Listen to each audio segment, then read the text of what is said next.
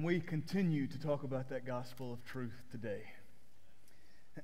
Around the turn of the century, so in the early 2000s, I had a friend. His mom worked for the phone company.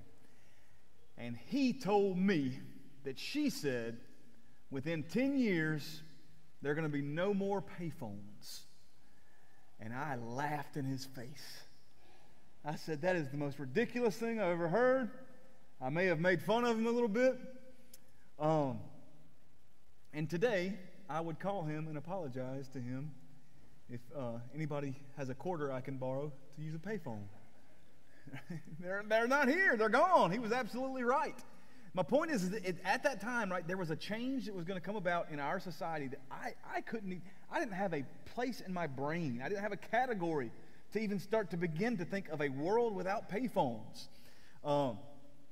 And that's the way this is happening. It's all changing. You think about it.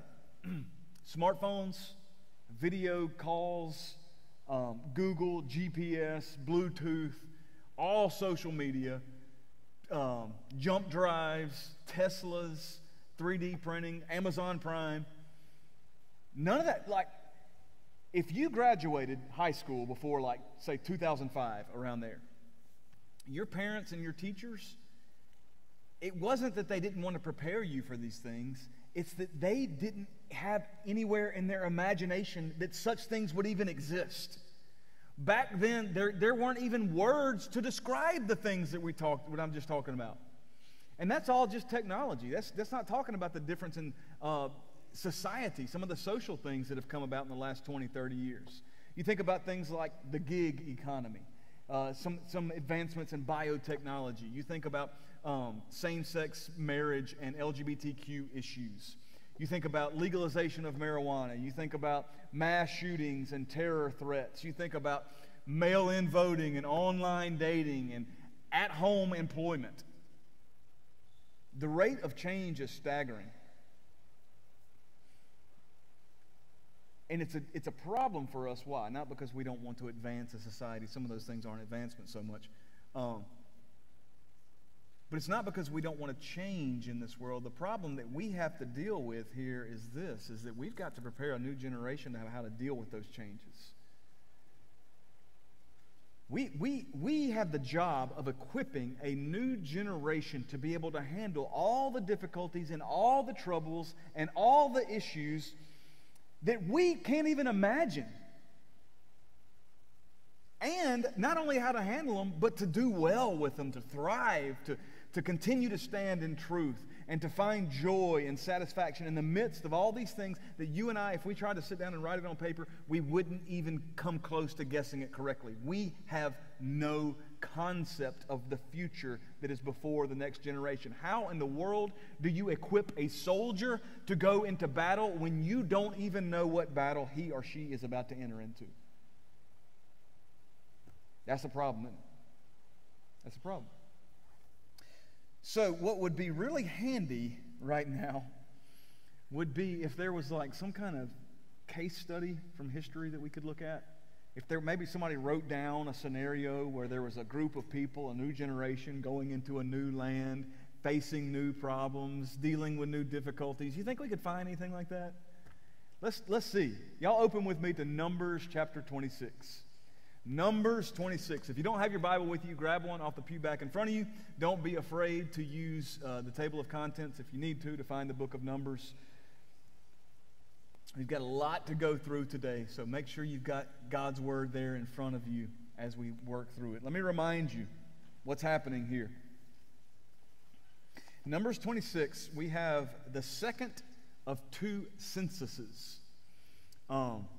That's why the book of Numbers in English is called Numbers, because of these two censuses, right? This times they're numbering the people of Israel. The first census we find in chapter 1, it's the old generation. It's the old generation who turned out to be faithless, and they turned out not to follow God the way they should.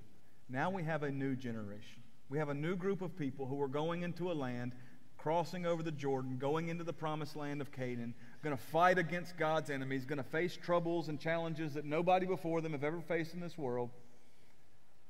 And we're going to see God speaking through Moses, divinely inspired, to write this down as instructions for a group of people heading into a new set of challenges. And I bet if we pay close attention, we will be able to understand from this what we need to do for the new generation after us.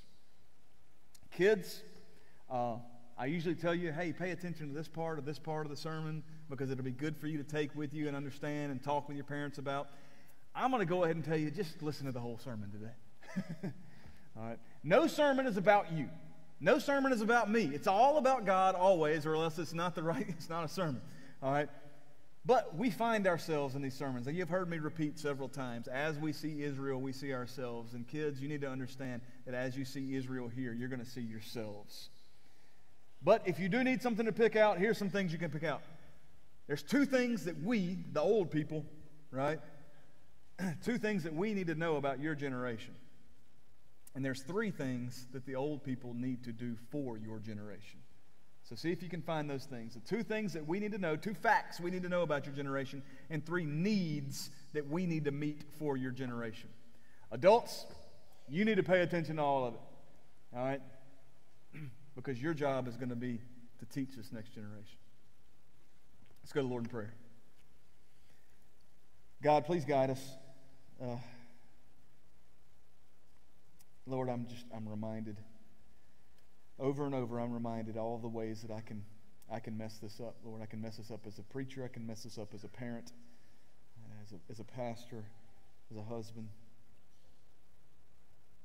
And my only hope, our only hope, is to understand your word and submit to it. Lord, much of it is so easy to understand, but submitting to it is the test. Will we trust you? Help us to trust you today as God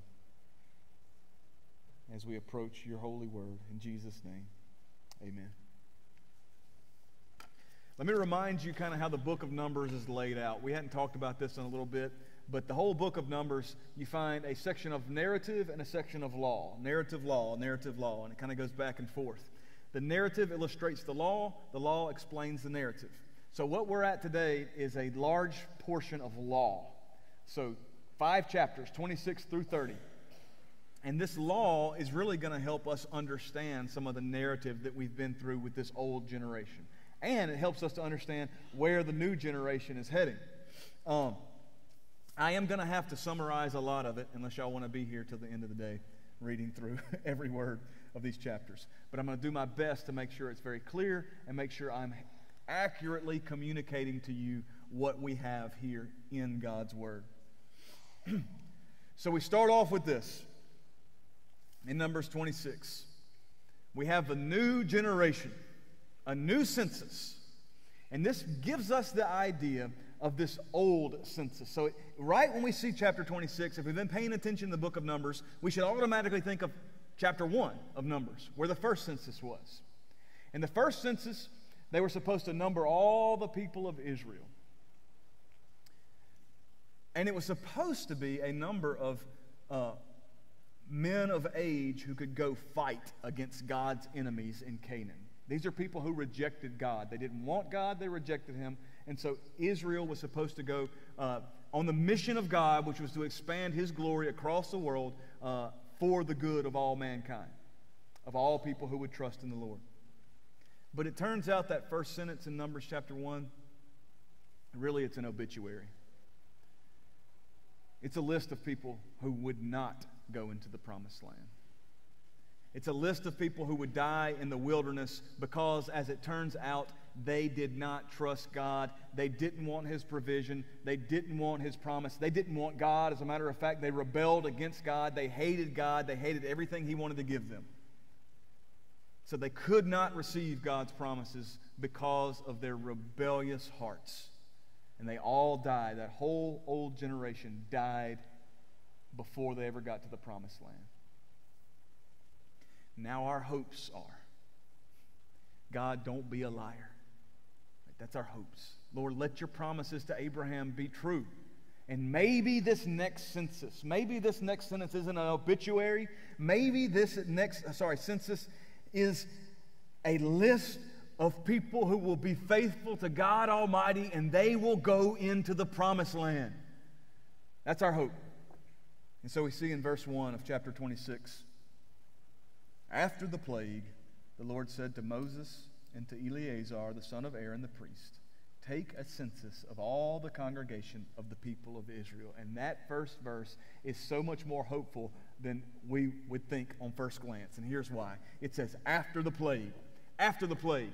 What have we seen all through Numbers up to this point? We've seen God's people rebelling against God and having to face the plagues which are reserved for God's enemies. So plague on this people, plague on that people. God's wrath poured out on him here and here and here. And now we see after the plague. In other words, what we're going to find out is God's wrath is finished with these people. That's why he tells them, now I want you to count them. I'm done pouring my wrath out on them. And the hope is because this is going to be an obedient generation. And I'll let y'all in a little spoiler alert here. They end up being an obedient generation. All right. And this is they were right there with the rest of the generation. They were right there in the midst of all these other the old faithless generation. The new faithful generation is sitting there having to watch these people, and they see all the different ways that they're messing up. And when it's their turn, they do it right. So in verse 51 of chapter 26, we see a number.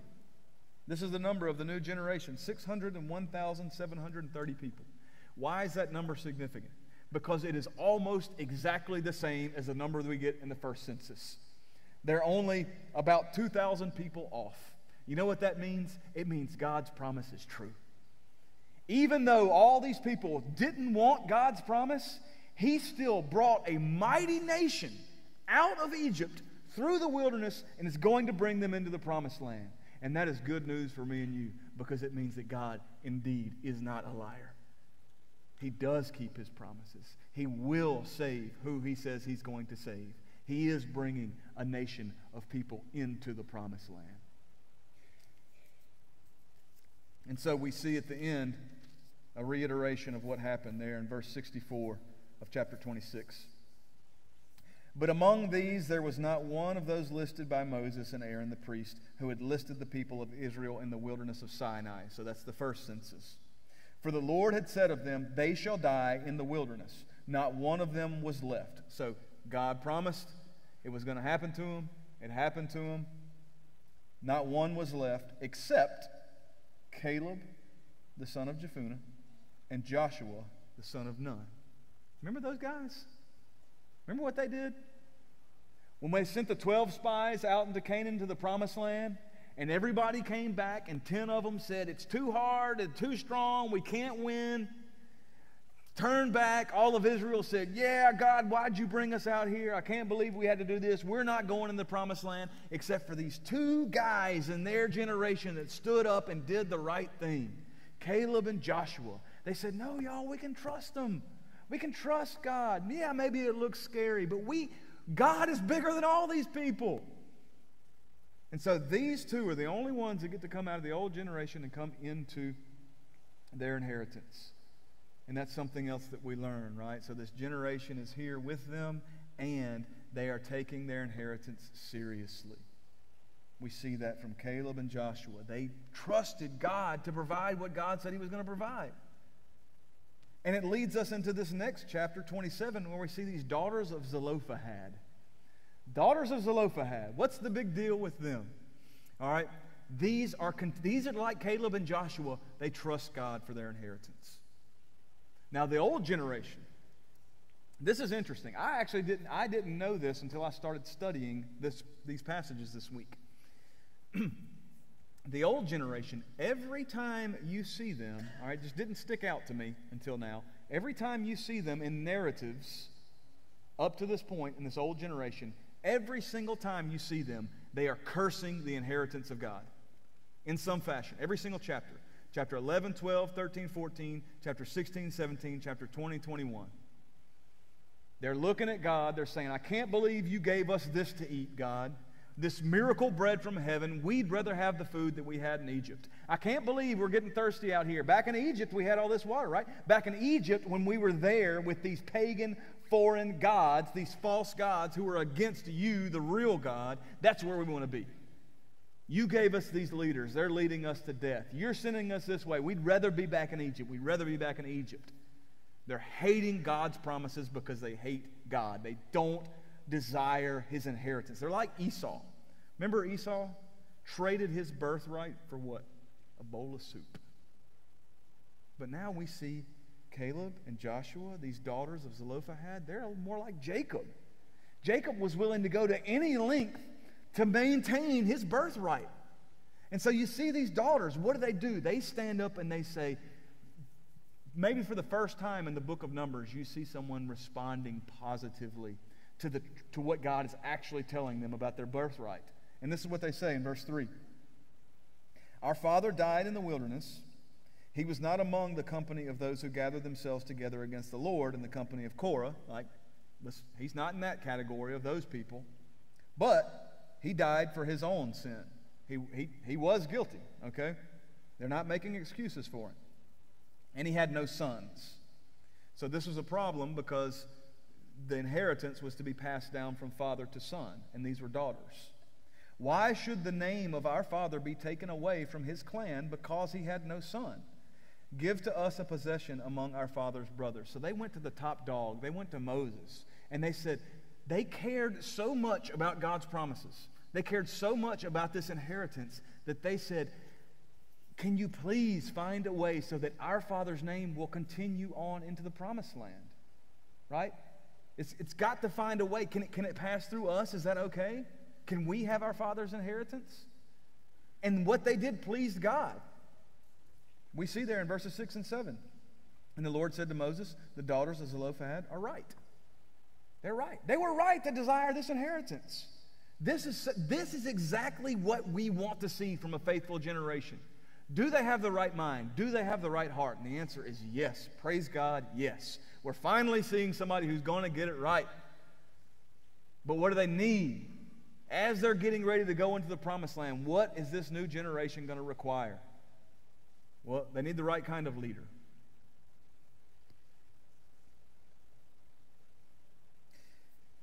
The old generation, time and time again, turned against their leaders. We saw it with Dathan and Abiram and Korah. We saw it with Miriam and Aaron. Everybody complaining against Moses all the time. They wouldn't follow him. They would not obey Moses. And eventually, we know it really got to Moses. And it got to him so much that it led him to sin. So he was responsible for his own sin, and he sinned against God at the waters of Meribah. We talked about that a few weeks ago. You remember that was a tough passage. And so now we're going to see, as good of a leader as Moses was, he isn't the guy that was going to lead them. He has to pass it on. So we see in verse 14 of chapter 27, God talking to Moses, because you rebelled against my word in the wilderness of Zin, when the congregation quarreled, failing to uphold me as holy at the waters before their eyes. These are the waters of Meribah, of Kadesh, in the wilderness of Zin. All right, so God's saying, Moses, you're not going into the promised land. We got to find a leader that will take them into the promised land. Verse 18. So the Lord said to Moses, take Joshua, the son of Nun. Right? This is a man who stood up and did the right thing in his generation. It's the same Joshua that we read about at the end of chapter 26. He is a guy who is going to lead properly. Moses, you did a good job, okay? But now it's time to hand the torch over to Joshua. He's a man in whom is the Spirit. And lay your hand on him. Make him stand before Eleazar the priest and all the congregation, and you shall commission him in their sight. And then verse 20 says, you shall invest him with some of your authority. He didn't have all the authority of Moses. Moses got to talk to God face to face. All right? Joshua is going to have to hear from God through the high priest. Nonetheless, he's still the man for the job. That all the congregation of the people of Israel may obey. They failed to obey Moses, but they're going to obey Joshua because he's the leader that God sent to them, and this is a faithful generation. So they need the right leader. Now, what are they going to need from this right leader? We had to understand something about the old generation of Israel. Why did they fail so badly? The reason why the old generation of Israel failed so badly is because they forgot where their strength was supposed to come from. God didn't pick them because they were the smartest. He didn't pick them because they were the strongest or because they had the height of military technology. That's not where they were going to win their battles. They were going to win their battles by worshiping God. Back in chapters 9 and 10, right before this group of people, this old generation, was sent out on the mission, what were they doing? They celebrated Passover. They were supposed to build these silver trumpets that they were going to use to blow when it came time to call for worship. That's their strength, was their attachment to God and their being in sync with Him in this world, and promises that they kept for themselves, that God was indeed who He said He was going to be. And they didn't trust in these promises. They didn't worship. Therefore, they were weak. Therefore, they were defeated. Therefore, they did not get to go into the promised land. So what else does this new generation need? They need to understand worship rightly. Right? They had to understand how to worship rightly. So in chapter 28, verse 1, the Lord spoke to Moses, saying, "Command the people of Israel and say to them, my offering, my food for my offerings, my pleasant aroma, you shall be careful to offer to me at its appointed time. And then you got 2 chapters, 28 and 29, just talking all about offerings and sacrifices. There's the daily offerings. There's Sabbath offerings. There's monthly offerings, also known as the new moon offering. So anytime a new moon happened, they were supposed to give this offering. There's a Passover. There's the Feast of Weeks, the Feast of Trumpets, the Day of Atonement, the Feast of Booths. And these are all cumulative. So if they happen to fall on the same days, right, depending on the day of the year, you could end up with dozens and dozens of corporate sacrifices, full body congregational sacrifices. That's in addition to any private offerings and sacrifices they were giving. So this is really important, because this new generation going into this land that's going to face problems they've never faced before, that's going to deal with struggles that nobody's ever dealt with before, they needed to be reminded where their strength comes from. Their strength is in the worship of the Lord. They're reminded that it's His strong arm, not theirs. And then we get to this section where it starts talking about vows. Vows. Now, we haven't heard a lot about vows. We heard about some vows in chapter 6, the Nazirite vow.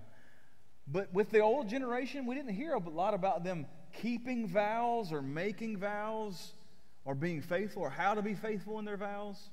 Now, what a vow is, it's either doing something above and beyond what God requires you to do, or abstaining from something that God said you didn't have to abstain from this, but it's kind of an extra. I want to do more. I want to show my faith more than I have to do. So I think one of the reasons, probably, in my opinion, why we didn't see a lot of vows with the old generation, because they weren't even doing what they were supposed to do, much less more than what they were supposed to do. But now you got a generation. What are they doing? They're going off into war, and after the war, they're going to see prosperity. That's why there is so much sacrifice and offerings required, because God's saying you're going to have the things to offer. You're going to have such an abundance, you're going to be able to make these kinds of offerings and sacrifices. And so in war and in abundance, there is a tendency to make vows, and there's a tendency to break vows. So you can imagine a soldier on the battlefield, right? What's he doing? God, if you get me out of this, if you let me live, I will do this, this, this, and this. And then that soldier gets out. God saves him from the battlefield. He finds this nice, cush lifestyle with all this abundance. What's he probably going to do? He's going to be real tempted to forget to keep his vows. And so God's saying, I have a way to make sure that you will maintain faithfulness as you go into this difficult and new situation. Here's how you do it, and it might surprise you. How are we going to make sure that faithfulness is maintained in prosperity? And the answer is by having a rightly ordered family. family structure. That's what they need, family structure. Now, I'll give you the short version. This is how it goes, all right? What's this family structure look like? According to chapter 30, it's this. When a man makes a vow, he is accountable to the Lord to keep the vow. When a woman makes a vow, the man is accountable whether or not she keeps the vow. All right? That's the strength of the family. The responsibility is on the man's shoulders. Listen to this. Chapter 30. Verse 2, if a man vows a vow to the Lord or swears an oath to bind himself by a pledge, he shall not break his word. He shall do according to all that proceeds from his mouth. And Deuteronomy 23:21 says a man is accountable to God for his vows. Then we find in verse 3, we're going to find different kinds of women starting there. First, you have a young woman that's in her father's house. It says the person responsible for her vow when she's in her father's house is her father. Then you find a woman who gets married. She already has a vow, and she gets a vow that she's trying to keep, and she gets married. Well, then her husband becomes responsible for her vow. In verse 9, you see two different kinds of women, a widow and a divorced woman. So these are women that don't have a man in their life, and those two women are responsible to the Lord for their vow. But then you go right back to a woman who is married and makes a vow while she's married, and guess who's responsible for that vow? It's the man. You see this all the way in verse 15 at the end. It says, he shall bear her iniquity. So the idea there is for this new generation going into the promised land of Israel to make sure they're worshiping rightly, to make sure they're leading rightly. A man is supposed to stand up and be the man of his family. So what's happening here? What have we seen through all of this? This is what it is, all right? Some of you can relate to this if you're a kid, you can relate very much to this. If you're a parent, you can relate very much to this. It's what happens every weekday, Monday through Friday. Especially if you go off to school. What happens? You ask your kids, all right, did you got your homework? Do you have your backpack? Did you get your lunch? Have you brushed your teeth? Go make up your bed. Go comb your hair. Grab your jacket. I love you. Let's go. Right? Do you have everything you need? Because now that you got everything you need, it's all packed in together. It's time to move. That's what's happening in these chapters 26 through 30. It's God saying, okay, we got everybody here that's supposed to be here. We got the census, all the new generations here. Got it. All right, do y'all understand what you're supposed to be desiring in your heart? Do you understand what you're supposed to be longing for? Yes, it's our inheritance. Our promise is in you. That's what we should be desiring. Okay, do you know who your leader is? We know who our leader is. Do you know how you're supposed to worship? We know how we're supposed to worship. Do you know how you're supposed to keep a family together? We got it. All right, let's go. Time to cross the Jordan River. And we're going to see, we're getting very close to the end of the numbers here. We still got some things to get through.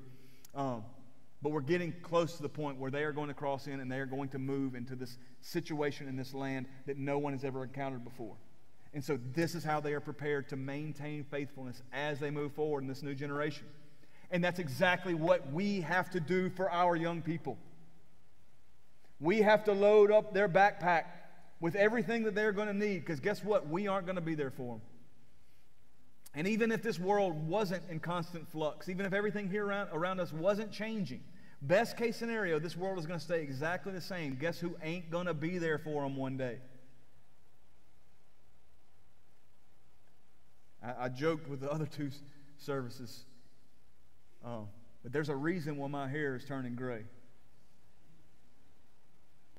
And this ain't a joke. It's because I'm dying. There's one day I will not be there for my kids. One day I will not be there for my grandparents, or for my grandkids. And all they're going to have is the things that I stuffed in their backpack for them. And the same is true for you, for the generations after us. That's in the best case scenario, that everything stays exactly the same, but that's not the case, is it? Everything is changing, and we can't even predict what they're walking into, so we better make sure that we're putting the right stuff in that backpack.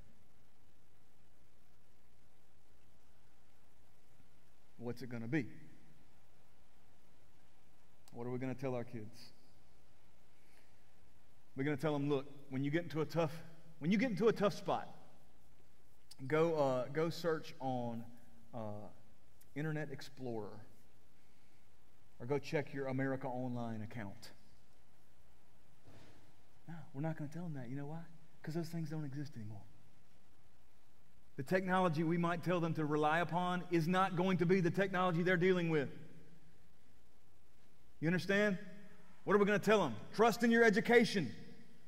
What are they going to say? What education? You talking about? Are we talking about old math or new math here? Right? The things that we were taught, they aren't taught anymore because education changes. Pluto's not a planet anymore. Right? Trust the science. What are we going to tell? Trust the science. Trust the science. Yes, trust science. Right? Science does good things for us. Right? I was able to drive here today because of science. But science isn't going to get it right every time. We can't tell them to just lean on the science. I'm pro-science. Right? I like science. But that can't be my God. That can't be my firm foundation. It can't be that for them either. Remember when science used to tell you the worst thing you could eat was an egg? Remember that? Does anybody remember that? Now what do they tell you? One of the best foods, a superfood you can eat, is an egg. Same science. We're going to teach them to trust in politics. Y'all know that 30 years ago, 40 years ago, the words Democrat and Republican meant something completely different than they mean today? We're going to teach them to trust in the law, right? Trust in morality. That changes every day. The laws and morality, it will be different by the time I get home.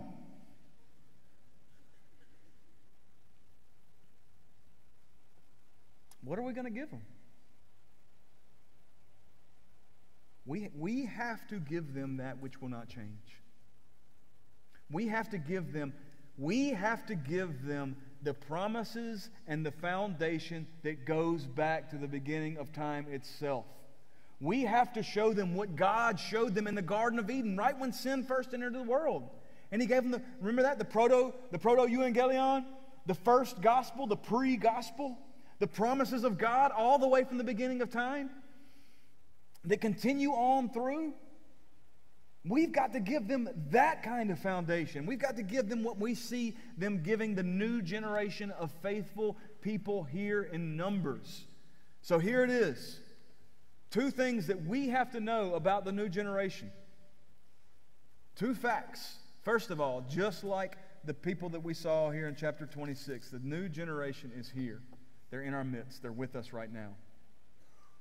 Just like there was overlap between the old generation and the new generation, there's overlap between the generations here. And guess what? The new generation is watching you. They're watching me. Don't forget it. They're hearing what you say. They're hearing what you tell them to do. But then they're doing their own science experiments to find out if it's true. They're doing it by watching what you do with what you say. He says that Jesus is the way, the truth, and the life. And no one comes to the Father but by Him. But is he living? Is he living like Jesus is the only way in his life? She says it's important to join together with a group of believers called the church. Right? But is she making that a priority for us? They're watching. And here's the thing about this new generation. Now, labels can be good for certain things, but there's really no need to try to label the next generation. Millennials, Gen Z, Gen Alpha. Because we don't need those labels to define these people. You know where they are? They're at your dinner table. They're right there in front of you. They're walking the halls of this church. They're the reason why it gets noisy in here, okay? Praise God. Quiet church is a dead church.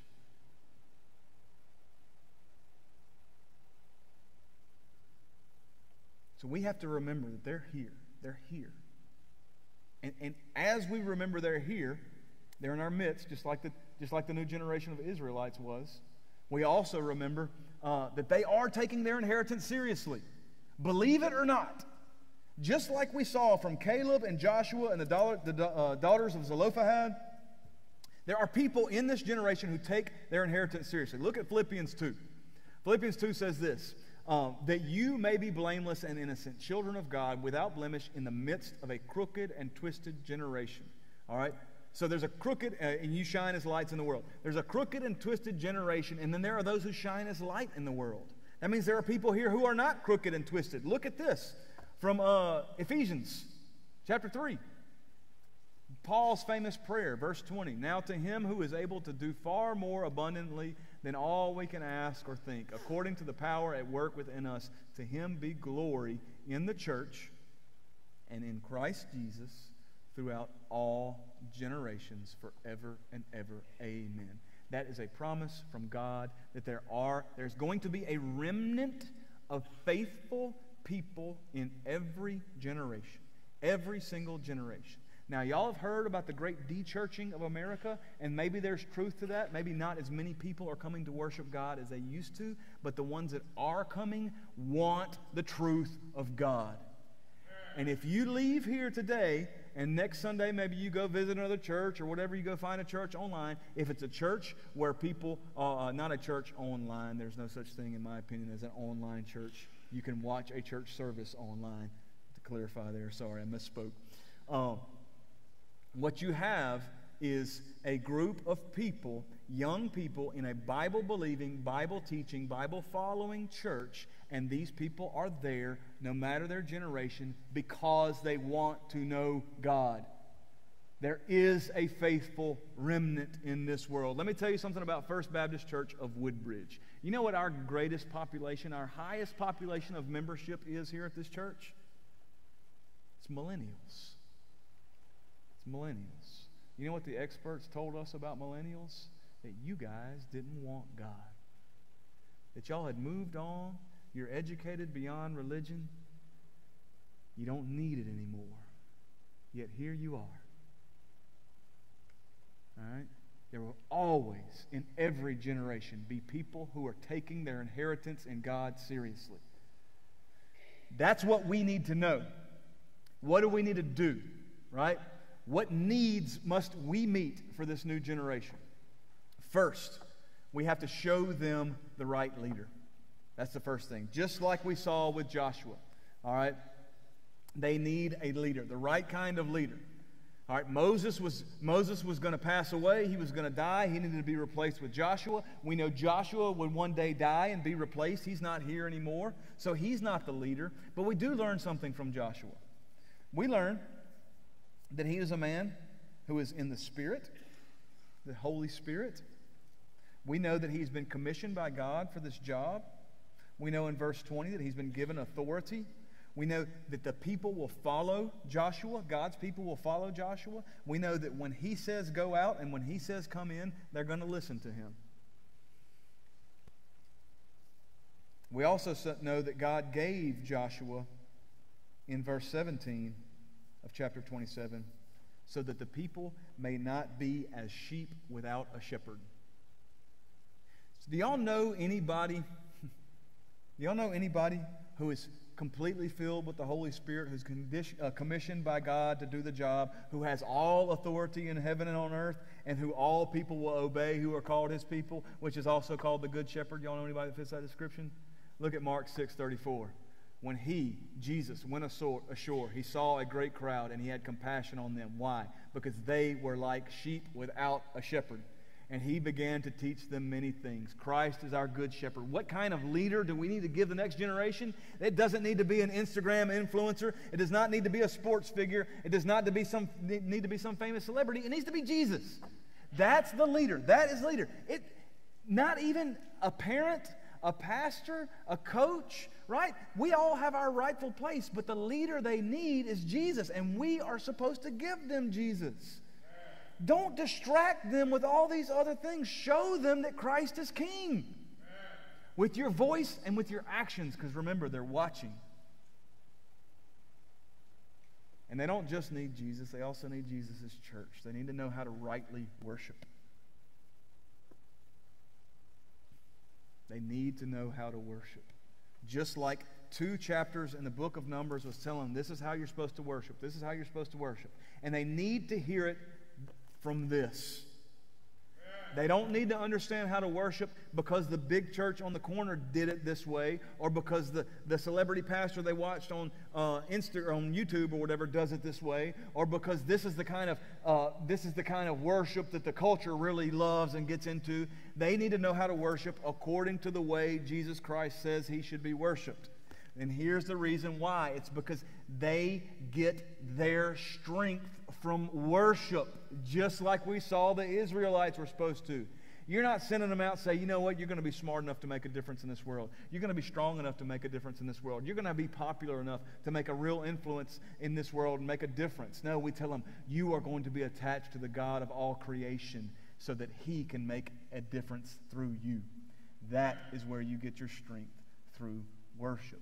That's what we put in their backpack. And the last thing that we give them is that we give them family. Family structure.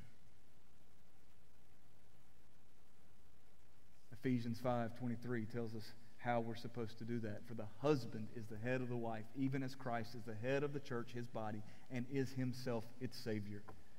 Verse 25 says, husbands, love your wives as Christ loved the church and gave himself up for her. Who is responsible for your family? Men, it's you.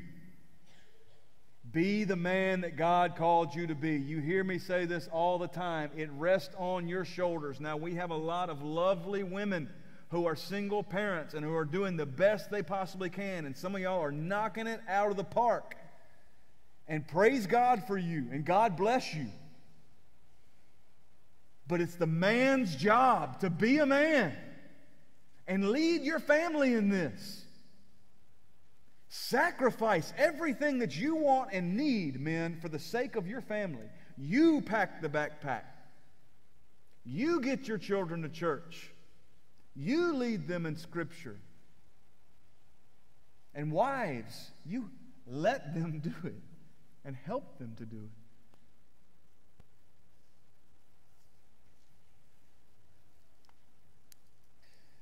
So now, one last question. We see what we're supposed to know about this generation. We see the three things that we're supposed to do for this generation to provide for them. Kind of old-fashioned. What do they need? They need Jesus, they need church, and they need family. That sounds like some good old American, old-fashioned fundamentalism, doesn't it? I'm from Mississippi. That sounds a lot like where I come. We need Jesus, church, and family. That's all I need. All right? And you know what? It is old-fashioned. Because God is old-fashioned. And what we just read is about thousands and thousands of years old. It's old-fashioned. We just have to make sure we do the right kind of old-fashioned. Yes, we pack them full of Jesus and pack them full of church and pack them full of family in the right way according to God, not according to some culture, not according to some Eurocentric view of the universe in which the United States is king and only king, right?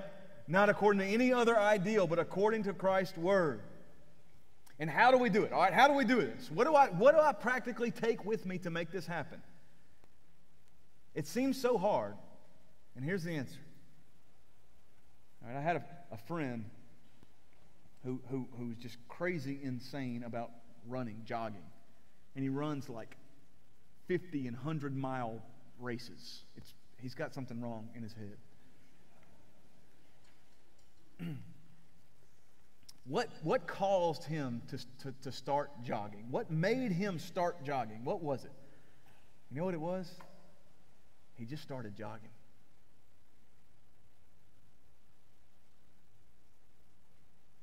What is it that you need to start filling the backpacks of the next generation? You just need to start.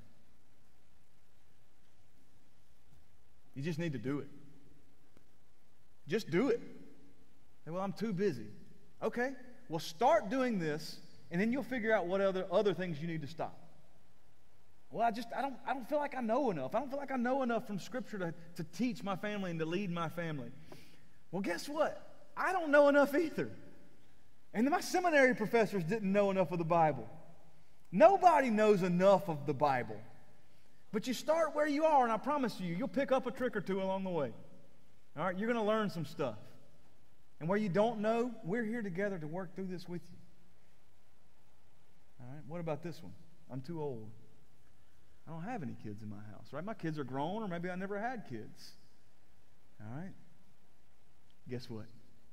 Yes, you do. You do.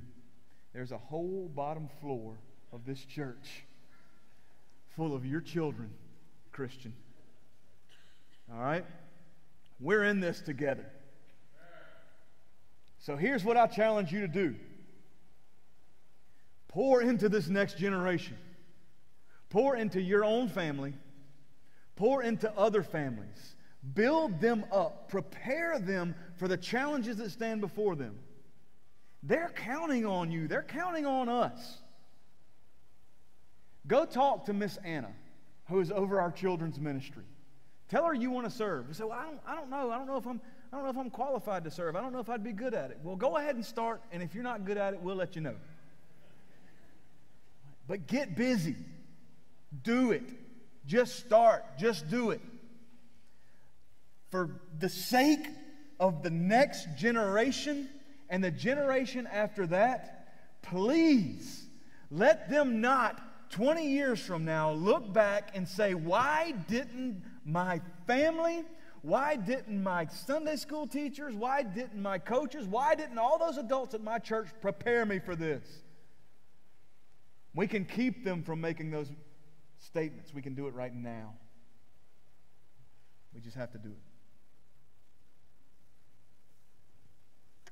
Let's pray. God, we thank you for this great privilege and this great responsibility, Lord. You have given us the blessing of the generations here together. Lord, let this not be mere speech. Let us look into the truth of your word, God, and let us be obedient. Let us, the older generation, and I put myself in that category, God, let us not be like the older generation of Israelites. Let us be faithful to you and then lead in faithfulness. No, we can't answer every situation and every problem those that come after us will deal with, but we can give them the right foundation. We can give them the truth that will allow them to handle anything this world may throw at them, and help us to do that, God. And I pray now for anyone who does not belong to you, young or old, that you would show them the truth of who you are and draw them towards salvation. We pray in Christ's name. Amen. As always,